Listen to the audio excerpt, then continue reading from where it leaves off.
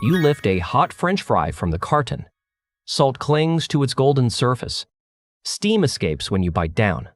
The outside cracks, the center turns soft, and before you know it, your hand is reaching for another. It feels like the perfect fast food. But that crisp little strip began as something completely different. A survival crop shaped by indigenous farmers in freezing mountains, carried across an ocean by empire, rejected by suspicious Europeans, used to feed growing cities, and blamed when an entire society collapsed around it. The potato did not begin as junk food. It began as one of the most important survival technologies in human history. To understand why, you have to leave the drive-thru and climb into the Andes near the border of modern Peru and Bolivia. Around Lake Titicaca, the air is thin, the nights are bitterly cold, and farming can feel like a negotiation with the sky. This is where people began domesticating wild potatoes roughly 8,000 years ago.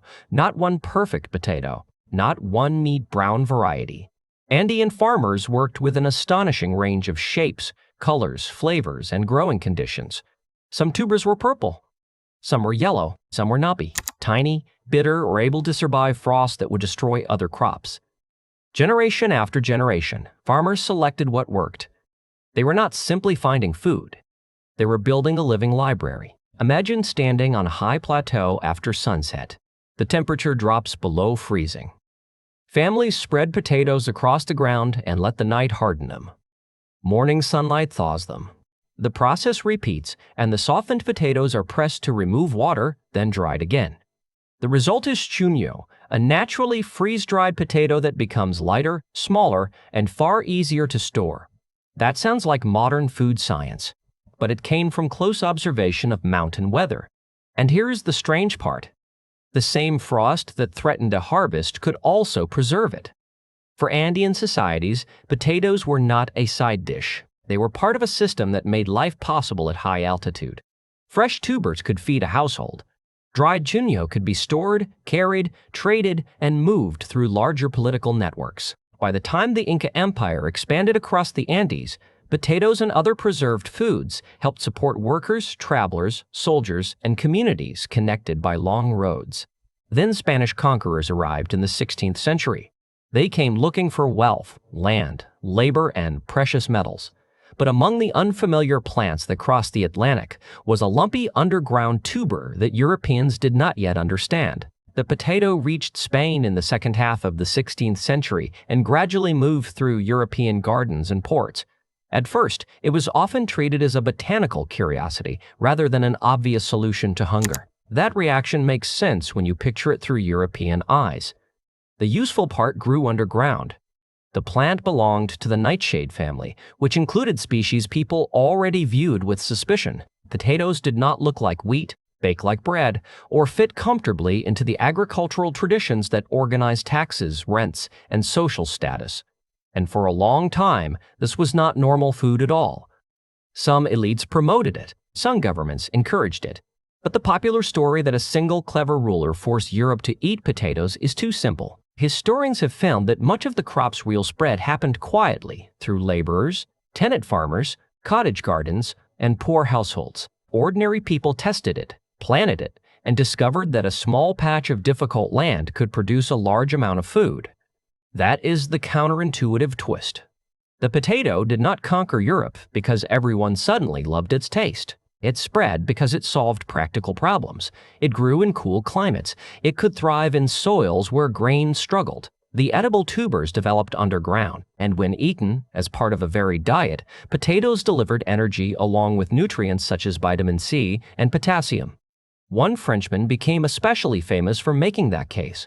Antoine Augustin Parmentier was a pharmacist who had eaten potatoes while held as a prisoner during the 7 Years' War. Back in France, he became a determined advocate for the crop. He wrote about it, served potato dishes at promotional dinners, and worked to persuade officials and the public that potatoes were useful food rather than livestock feed or a suspicious foreign plant. Stories later grew around him, including the famous tale that he placed guards around a potato field so people would assume the crop was valuable and steal it. The story may be partly legend, but the larger truth is real. By the late 18th and 19th centuries, the potato was becoming deeply embedded in European life. And once that happened, Populations changed. Economists Nathan Nunn and Nancy Kuhn later studied which parts of the Old World were best suited to potato cultivation. Their research found that places able to grow potatoes experienced faster population growth and urbanization after the crop arrived. Their estimates suggested that potatoes accounted for a substantial share of the growth in Old World population and cities between 1700 and 1900. Think about what that means. A crop domesticated by Andean farmers thousands of years earlier was now helping support factory towns, expanding cities, and larger families across another hemisphere. The potato became fuel for the modern world before it became fast food. But here is where the story turns darker. The qualities that made potatoes powerful also made dependence dangerous. Nowhere was that clearer than Ireland. By the early 19th century, large numbers of poor Irish families depended heavily on potatoes. This was not simply because people had an irrational obsession with one crop. Ireland's unequal land system, poverty, rents, and limited access to land pushed many tenant families toward a food that could support several people from a very small plot.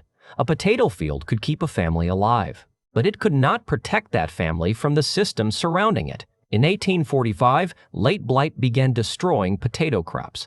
The disease was caused by Phytophthora infestans, a fungus-like organism that could blacken leaves and turn tubers into foul-smelling rot. The blight struck other parts of Europe too, but Ireland's dependence on the crop and the vulnerability of its poorest people made the disaster far more severe.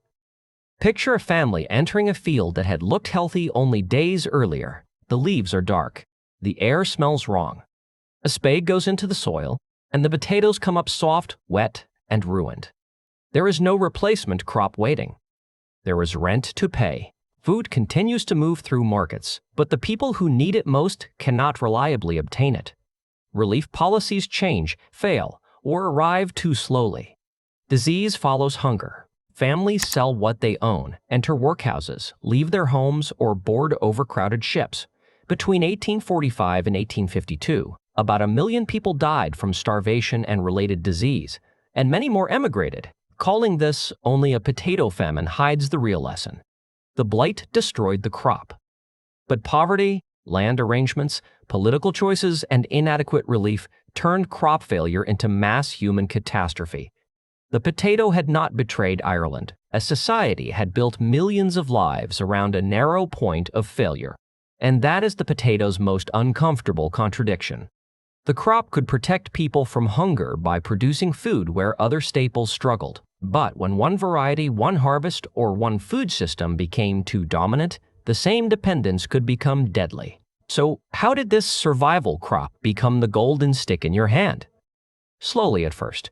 Europeans had been frying foods long before the potato arrived, and by the 19th century, fried potatoes had become popular street food. France and Belgium both became closely associated with fries, and the exact origin remains disputed. That uncertainty matters because food history rarely begins with one inventor standing in one kitchen. Usually, a dish emerges through repetition. A vendor cuts potatoes into strips. A cook drops them into hot fat. Customers like the crisp surface and soft center. Another sewer copies the idea. The method moves through streets, fairs, restaurants, and homes. Then industry changes the scale. Machines wash, peel, cut, sort, and cook potatoes faster than human hands. Railroads and refrigerated transport move them farther. Restaurants learn that customers want the same taste in every location. But fresh potatoes create a problem. They vary, they bruise, they sprout. They take time to prepare. A restaurant can cut fries in the morning, but the results may change from one batch to the next. The freezer solves that problem. In the late 1940s, the J.R. Simplot company developed and marketed commercially viable frozen French fries. Later, Simplot became a major supplier to McDonald's.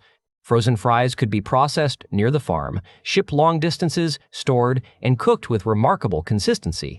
That changed the potato again. The Andean tuber had already been transformed into a European staple. Now it became a standardized industrial product. Same length, same cooking time, same golden color, same crunch in thousands of restaurants. And this is where the ordinary potato becomes something much bigger. Fast food did not make the potato important. Fast food inherited a crop that was already one of history's great adapters. But the modern version often hides the original food beneath oils, salt, flavoring, packaging, branding, and convenience. A plain boiled potato and a large carton of fries begin with the same plant, but they arrive in your body through very different systems. One is a tuber.